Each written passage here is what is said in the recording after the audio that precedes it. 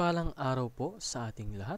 Ako po si Emmanuel O. Alejandre. Ito po ang aking daily devotion para sa ngayong February 16.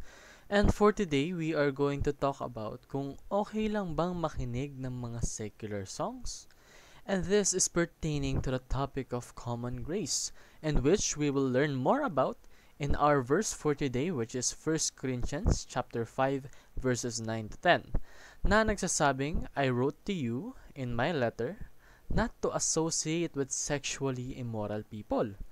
Not at all meaning the people of this world who are immoral, or the greedy and the swindlers, or idolaters. In that case, you would have to leave this world. Sa Tagalog, sumulat ako sa inyo noon na huwag kayong mahikisama sa mga immoral.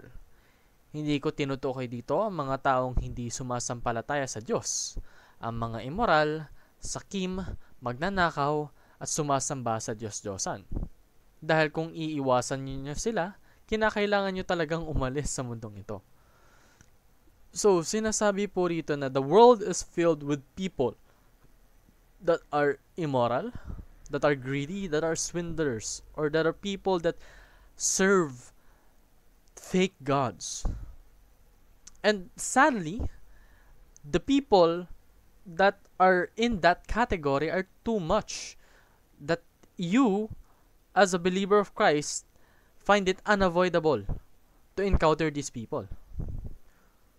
So, common grace is for all people, while special grace is for Christians. So, kung hindi natin ma-avoid to, ano yung distinction natin sa kanila? That's the grace.